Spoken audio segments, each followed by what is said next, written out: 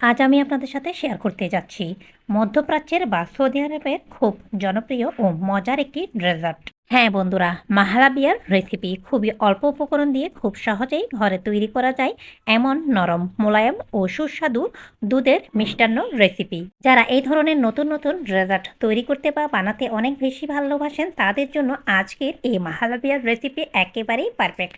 চলুন তাহলে দেখে নিয়ে যাক। কথা বলতে বলতে রেসিপিতে এসে একটি প্যান নিয়ে এর মধ্যে হাফ লিটার তরল দুধ নিচ্ছি, আর সেখান থেকে কিছুটা তরল দুধ সরিয়ে স্বাদমতো দিয়ে দিচ্ছি চিনি।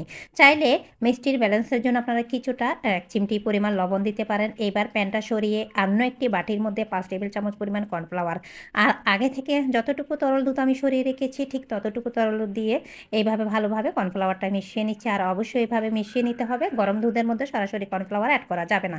এইবার আমরা সরাসরি চুলাতে এসে চুলাটা অন করে দিলাম আর প্যানটা বসিয়ে দিয়ে অনবরত এবার চিনিটা মিশে না যাওয়া পর্যন্ত জাল করব আর বলক উঠে আসা পর্যন্ত অপেক্ষা করব। যখনই বলক উঠে আসবে তখন চুলার জালটা কমিয়ে দিয়ে এর মধ্যে দিয়ে দিচ্ছি আমি হাফ বাটি, মানে একটা ডানুর ক্রিমের মধ্যে অর্ধেকের চাইতে একটু বেশি পরিমাণ দিয়ে চুলার জালটা একেবারে লোতে রেখে এবার আগে থেকে আমরা যে কর্নফ্লাওয়ারের মিশ্রণটা রেডি করেছি সেটা একপাশ থেকে এভাবে ঢালবো আর অনবরত এভাবে নাড়তে থাকবো খুব কেয়ার করেই।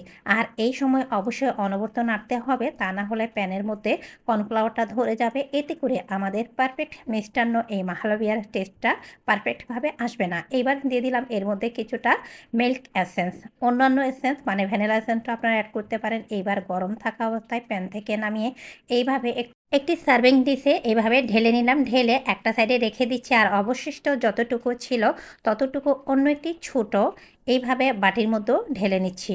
এই তো ডেজার্ট বাটিতে ঢেলে নিয়ে নর্মাল ফ্রিজে আমি রেখে ঠান্ডা করব। মাহলাবিয়া ঠান্ডা হতে থাক। এইবার মাহলাবিয়ার উপরে দেওয়ার জন্য আমরা জ্যালো তৈরি করব। এই জন্য সেম প্যানের মধ্যে 1 কাপ পরিমাণ পানি, সাথে চিনি আর 1 টিস্পুন পরিমাণ এইভাবে ভরে ভরে আগার আগার পাউডার দিয়ে দিচ্ছি। আগার আগার পাউডার যে কোনো তরল পদার্থকে জমাতে অনেক বেশি সাহায্য করে।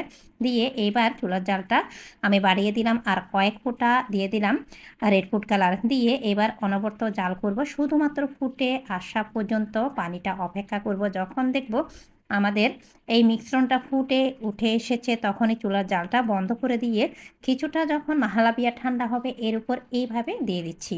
এতে করে সম্পূর্ণ ঠান্ডা হলে জ্যালোর মতো সেট হয়ে যাবে, মোটামুটি জ্যালোই বলা চলে। এবার অবশিষ্ট যতটুকু ছিল ততটুকু আমি এইভাবে ডেজার্ট বাটির মধ্যে উপরে দিয়ে দিলাম জ্যালোটা। এবার নর্মাল ফ্রিজে রেখে সম্পূর্ণ ঠান্ডা করে আপনাদের সাথে শেয়ার করছি আলহামদুলিল্লাহ। এরই মধ্যে আমাদের পারফেক্টভাবে অল্প উপকরণ দিয়ে সহজভাবে সৌদি আরব অথবা মধ্যপ্রাচ্যের জনপ্রিয় খাবার বা মিষ্টান্ন মাহলাবিয়া একেবারেই পারফেক্টভাবে রেডি। আপনারা চাইলে সামনে ঈদ স্পেশাল ডেজার্ট হিসাবেও কিন্তু এই রেসিপিটা রাখতে পারেন। নেক্সট